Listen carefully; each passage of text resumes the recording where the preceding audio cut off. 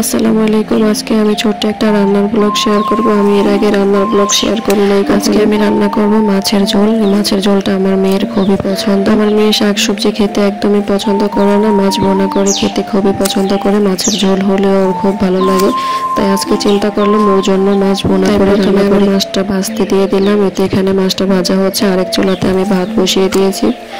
আমি আগে থেকে পেঁয়াজ টমেটো ব্লেন্ডার করে রেখেছি, কারণ আমি বাটা মশলা দিয়ে রান্নাটা করব, তাই আগে থেকে সেগুলো ব্লেন্ডার করে রেডি করে রেখেছি। এখানে আমার মাছটা ভাজা হয়ে গেছে। আমি মাছটা তুলে নিয়ে সেই ভাজা মাছের তেলটার ভিতরে পেঁয়াজ বাটা দিয়ে দিলাম, সাথে একটু করে আদা রসুন বাটা আর 4-5টা কাঁচামরিচ দিয়ে দিলাম। আদা রসুন বাটাটা দিলে হয় কি, অল্প খানিকটু দিলে হয় কি, মাছের যে একটা স্মেল থাকে, ব্যাড স্মেল, সেটা আর থাকে। মশলাটা একটু কষানো হলে আমি এখানে একটু হলুদের গুঁড়ো একটু মরিচের গুঁড়ো দিয়ে দেবো, আর সাথে ব্লেন্ড করে রাখা টমেটোটা দিয়ে দেবো। আমার টমেটোটা আগে ব্লেন্ড করা ছিল, ডিপ ফ্রিজে রাখা ছিল, তাই একটু বরফ আমি সেটাই দিয়ে দেবো। এখানে আমার ভাতটা বলক চলে আসছে। ভাতটা যেহেতু হতে একটু সময় লাগে, তাই আমি নামিয়ে রেখেছি কিছুক্ষণের জন্য। আর ওইটাতে আমি দুধ জাল করার জন্য দিয়ে দিলাম। একটু ক্ষীর রান্না করব, তাই দুধটা জাল করার জন্য বসিয়ে দিলাম।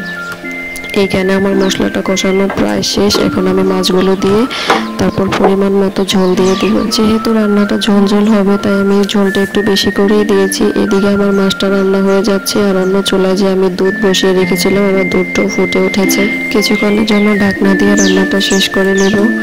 রান্নাটা শেষ পর্যায়ে এসে আমার হঠাৎ করে মনে হলো যে আমি তো লবণ দিই নাই রান্নাতে, তাই আমি একটু লবণ দিয়ে দিলাম। আর নামানোর আগে একটু ভাজা জিরার গুঁড়া দিয়ে নামিয়ে নেব। ভাজা জিরার গুঁড়াটা দিলে স্মেলটা খুব ভালো লাগে।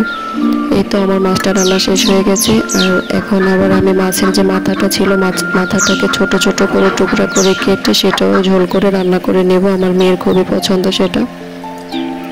এই তো মাছের মাথাটা বসিয়ে দিলাম, আরেক চুলায় ভাতটা উঠিয়ে দিলাম। রান্না শেষ আজকের মতো। আল্লাহ হাফেজ।